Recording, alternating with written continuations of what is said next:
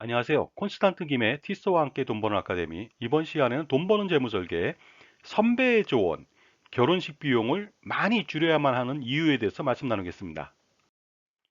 결혼식 비용으로요, 500만 원 정도 쓰는 사람들도 있고요, 1000만 원, 보통은 한 3000만 원 내에 쓰는 것 같고요, 5000만 원 이상 쓰는 사람들도 있고, 1억 원 이상 쓰는 사람들도 있습니다. 어느 정도가 적정한지는 판단해 볼 문제겠지만은요, 결혼식이 보여주기식으로 비용을 지불한다면 문제가 아닐 수가 없습니다. 10여 년 전에 결혼식 하객으로 갔었는데요.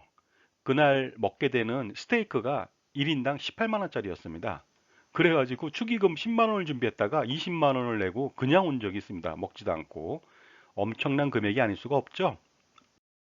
세계적으로 토픽이 됐던 호화 결혼식 한번 알아볼까요? 이 사람은 인도 최대 부자가 되겠습니다.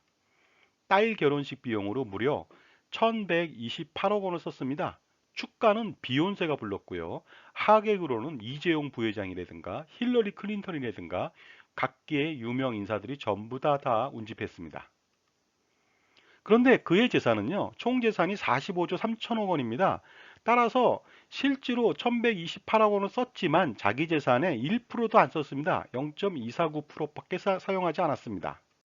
따라서 그 인도 부자의 딸 결혼식에 썼던 1128억 원은요, 초호화 결혼식이라고 말하기는 좀 곤란할 것 같습니다. 물론 많은 돈을 썼죠. 하지만 자기 재산에 비해서 별로 안 썼다는 거죠. 오히려 검소한 게 아닌가 하는 생각이 듭니다.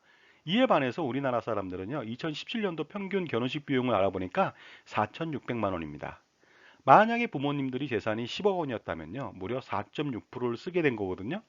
결국 이 정도 쓰게 된다면 인도 부자의 18.5배 이상을 더 쓰게 된다는 것이 되겠습니다. 따라서 4,600만 원 쓴 사람이 오히려 더 초호화 결혼식이 아닐까요? 호화롭다, 호화롭지 않다의 기준은요, 결국 금액의 크기가 아니고요. 바로 무엇이냐? 자신의 재산과 소득 대비한 그 지불한 비율이 아닐까 생각합니다. 이 사람은 누군지 잘 아시죠? 그 아마존 회장 제프 베이조스입니다. 이 사람은 최고의 부자죠. 근데 이 사람이 만약에 자기 자택으로 2천억 원을 지불했다. 과연 이 사람은 호화롭게 집을 산 것일까요? 아닙니다. 그 사람은요, 현재 재산이 220조 1600억 원이나 됩니다. 따라서 집을 샀을 때 자기 재산의 0.1%도 쓰지 않았습니다. 0.091%밖에 쓰지 않았거든요. 그런데 오히려 자산이 10억 원인 사람이 자택 8억 원짜리를 샀다. 그러면 80% 쓰게 됐으니까 이곳이 더 어떻게 보면 호화 기준이 아닐 수 없을 것 같습니다. 우리나라 사람이 결혼식 비용을 많이 지불하는 이유는 여러 가지가 있겠지만요. 그중 하나는 단 한 번뿐인 결혼인데 우리 자식 멋지게 한번 결혼시켜보자. 이러한 의미에서 결혼식 비용을 많이 지불하는 것 같습니다. 그러다 보니까 무리해서라도 최대한 호화롭게 멋지게 남한테 뒤처지지 않게 멋지게 한번 치러보고자 많은 돈을 지불하고 있습니다. 그러나 요새는요, 단 한 번뿐인 결혼은 아닙니다. 2번 이상 할 수도 있거든요. 도대체 결혼 비용은 왜 이렇게 많이 들어가는 것일까요? 세부적으로 알아보도록 하겠습니다. 첫 번째는 웨딩홀 대관료가 되겠고요. 두 번째는 하객들한테 식사를 대접해야 되겠죠. 그래서 필요한 뷔페 음식대가 되겠죠. 그 다음에 웨딩 패키지라고 해서요. 스튜디오, 드레스, 메이크업 3종 세트가 있습니다. 한복도 있고요. 예복도 있고요. 예물이라고 해서 신랑 신부가 서로 교환하는 그 반지나 보석 같은 거, 그리고 시계 같은 것들이 있겠죠. 그 다음에 신랑 측, 그 신부 측 가족이나 친지들한테 선물로 보내는 예단비가 있습니다. 그 다음에 신랑 신부 신혼여행비가 있겠죠. 그리고 또요, 가구나 가전제품이 필요하겠죠. 전부 다 새거로 삽니다. 그 다음에 가장 중요한 또 주택 마련 비용도 있습니다. 자, 그렇다면 결혼식 비용 세부적으로 알아볼까요? 웨딩홀 대관료 알아보도록 하겠습니다. 강남 같은 경우에 약 300만 원 정도 들어가는 것으로 보입니다. 필요용 뷔페 1인당 5만 원, 6만 원 정도라면 300명 기준으로 약 2천만 원 정도 들어갈 것 같고요. 웨딩 패키지, 스튜디오 드레스, 메이크업 같은 경우에는 각각 100만 원, 130만 원, 50만 원 내외. 그래서 한 300만 원 들어갈 것 같고요. 한복은 200만 원, 예복도 200만 원. 예물은 1000만 원 정도 잡았는데요. 사실은 1000만 원보다 훨씬 더 많이 들어갈 수가 있습니다. 왜냐면요. 금하고 그다음에 유색 보석하고 다이아몬드까지 합치고 시계까지 한다면 엄청나겠죠. 시계 하나만 해도 수천만 원이고요. 다이아몬드는 억대를 호가하죠. 예당 같은 경우에는 신랑 신부 쪽 양가 부모나 친지한테 보내는 선물인데요. 보통 신랑이 신부한테 500만 원 보내면 그 신부는 신랑한테 그 2배 이상을 보내줘야 됩니다. 한 1,500만 원 생각하고 있습니다.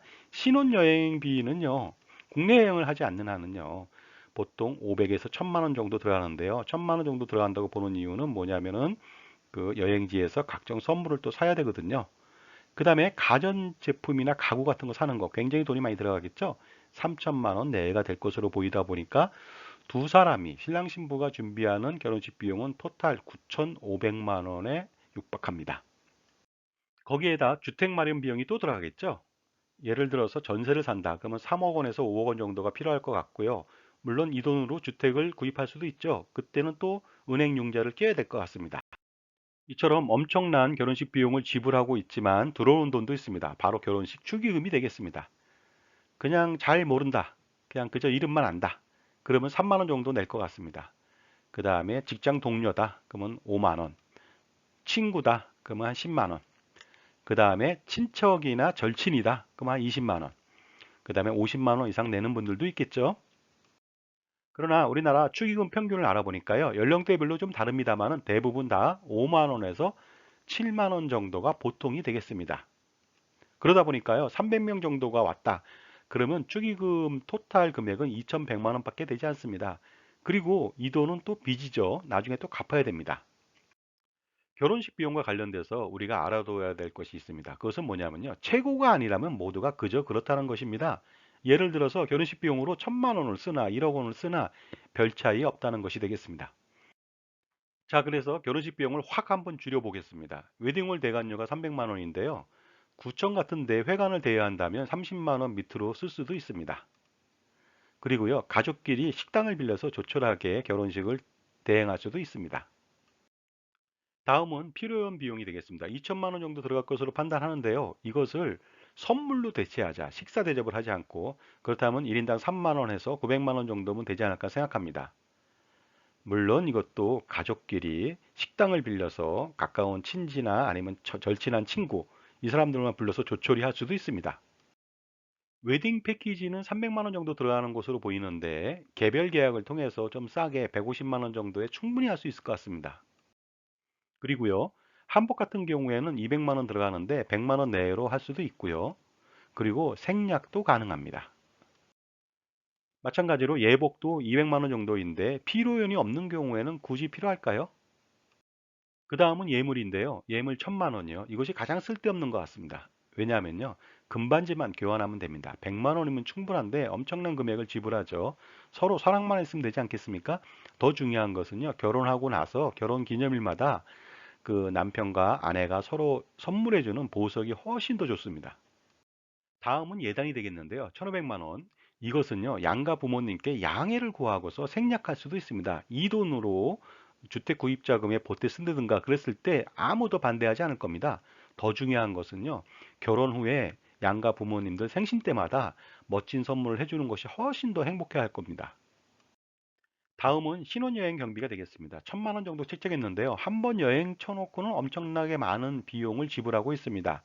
요즘처럼 팬데믹 시대에는 해외여행 가기가 좀 어렵죠. 따라서 신랑 신부가 국내 여행을 하는 것도 괜찮을 것 같습니다. 도보나 자동차나 자전거 등을 활용해서 한다면은 뭐 콘도 이용하고 그런다면은요 100만 원 내에 들어갈 것 같고요. 서로 사랑을 돈독하게 키울 수도 있고 멋진 추억을 만들 수도 있죠. 그리고 중요한 것은요 신혼여행보다 더 재밌는 것이 있습니다. 그것은 뭐냐면요 결혼 후 매년 신랑 신부가 같이 여행 가는 거하고 자녀가 태어나면 자녀들과 함께 떠나는 가족여행이 훨씬 더 행복합니다. 다음은 가구 가전제품인데요. 모두 다 신상품으로 사야 되기 때문에 3천만 원 정도의 엄청난 비용을 지불해야 됩니다. 그런데 요즘 어떻습니까? 나이가 들고 사회생활 하면은 주로 부모님과 떨어져서 독립하는 경우도 많이 있죠. 그러다 보니까 자신의 오피스텔에 있던 가구라든가 가전제품을 그대로 사용하는 것도 괜찮습니다. 왜냐하면요. 주부들한테 물어봤더니 결혼 후에 살림살이가 늘어가는 재미와 그다음에 새로운 제품을 사는 것 그런 재미가 훨씬 더 행복하다고 합니다. 다음은 결혼식에서 가장 많이 들어가는 비용이 되겠습니다. 주택 마련 비용 3억 원에서 5억 원 정도 전세를 살거나 아니면 주택을 구입할 경우 융자까지 껴서도 3억 원에서 5억 원이 필요한데요. 이 부분은 이렇게 했으면 좋겠습니다. 독립을 하는 경우에 기존의 전세 보증금이라든가 월세 보증금 같은 것이 있거든요. 그 두 개를 합쳐 가지고요. 그 작게 시작해서 크게 만들어가는 것이 가장 좋지 않을까 생각합니다. 그리고 중요한 것은요. 집에 대한 투자 때문에 융자를 하는 경우는 있겠지만요. 그게 아니라면은요. 새 출발에는 빚이 절대로 있어서는 안 될 것 같습니다.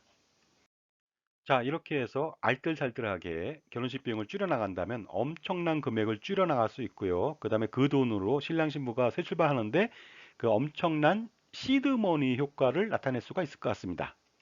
그런데 혹자가 이런 말들 하죠. 남의 집 귀한 자식 결혼식을 왜 거지같이 치르게 하느냐 하고 반문할 수도 있겠지만 사실은 결혼식은 남에게 보여주기식 그런 결혼은 무의미하다고 볼 수가 있습니다. 성대한 결혼식을 해야 된다. 성대한 집들이를 해야 된다. 그래서 큰 집을 얻어야 되고 가구나 가전제품은 최고가 돼야 되고 이런 것들은 사실은 무의미하다는 거죠. 왜냐하면 체면보다는 실리가 더 중요하기 때문입니다. 이렇게 결혼식 비용은 알뜰살뜰하게 줄여나가면 좋겠지만요. 반드시 지불해야 되는 것도 있습니다. 그것은 무엇이냐면요. 건강진단서보다 더 중요한 바로 보험증권을 신랑 신부가 교환하는 것이 되겠습니다. 정기보험이나 암보험은 반드시 필요하기 때문에 부부간의 안전장치가 될 것 같습니다. 그리고 나서 둘이서 열심히 돈을 벌어서 투자해가며 살아야 되지 않을까 생각합니다. 자, 지금까지 선배의 조언, 결혼식 비용을 줄여야만 하는 이유에 대해서 말씀 나눴습니다. 감사합니다.